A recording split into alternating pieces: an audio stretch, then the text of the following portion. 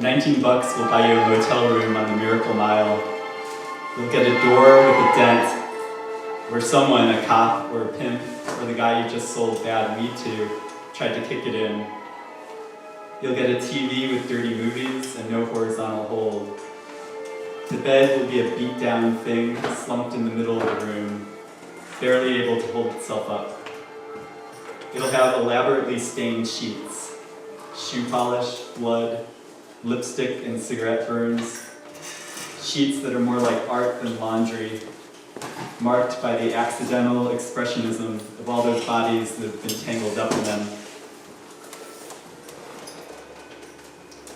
On the Miracle Mile, there's a motel called the Ghost Ranch, and a motel with a meth lab and a non-smoking room, and a motel with a guard dog that'll try to bite you when you drop off your key at the front desk. The motels on the Miracle Mile aren't listed in the kind of guidebooks that respectable tourists read. They don't belong to the Better Business Bureau or offer a AAA discount. The people who stay at these motels aren't necessarily looking for a good night's sleep.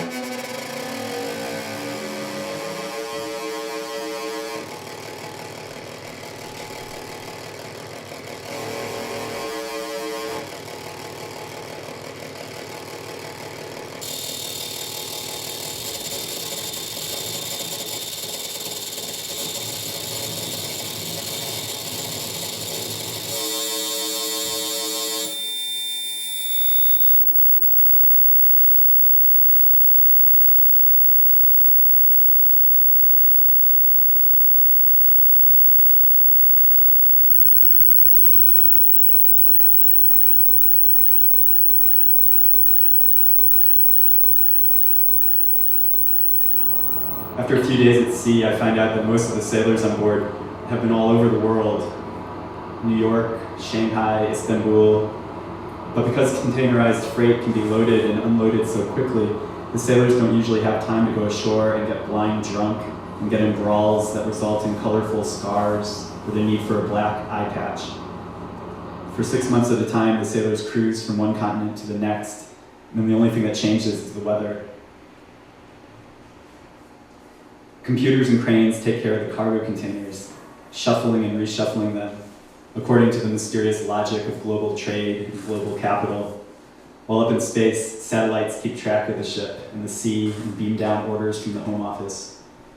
Maybe one day only robots will roam the 7 seas, controlled by a software program called Magellan Pro or Columbus XL, and sailing a freight ship will be another job you can telecommute to.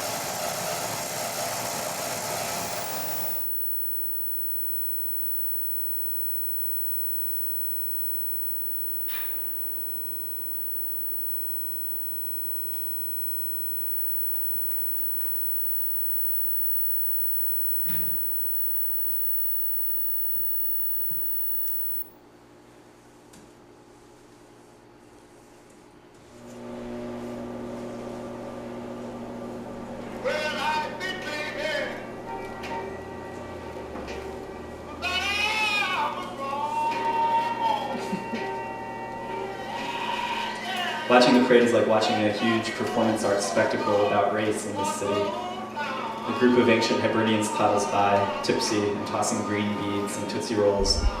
Then comes the Henry Ford High School marching band, all loose-limbed and cool, whacking the stuffing out of their bass drums. The parade lasts forever and there's nothing fancy about it. No corporate floats or giant cartoon balloons. It's an old school working class parade. I keep getting choked up because Michigan Avenue isn't really like this. Lively and alive. It's a false life, which makes the city as it really is. The city it'll be again in a couple hours, all the sadder. Even the Detroit cops lining the parade route are in a good mood, smiling and laughing. Maybe because today they feel like real city cops in a real city. Or maybe because crowd control is a novelty in a city without crowds.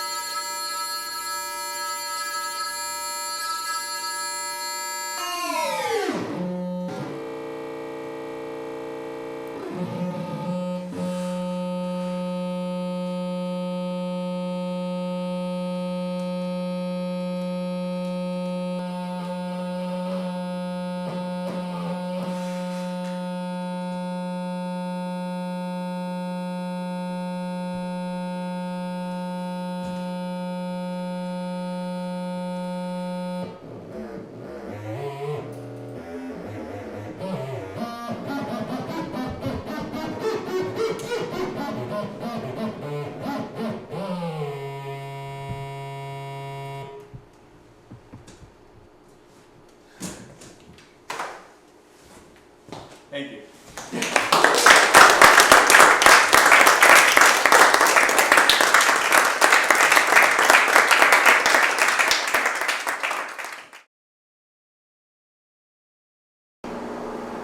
So this is all the stuff you're seeing is generated on the fly. Right? So this is the actual program, and it's got. As I break this up, I'm bringing up the initial sine wave. So at 60, I have these like tabs.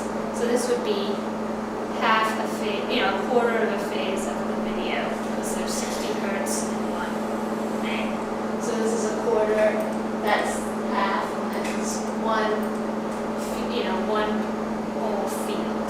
So these are two noise presets, and one's just like what I call noise, and that's the frequency and the amplitude. And then the scrambler is like, it just scrambles the signal. And then this is another program. So this is the program for that second.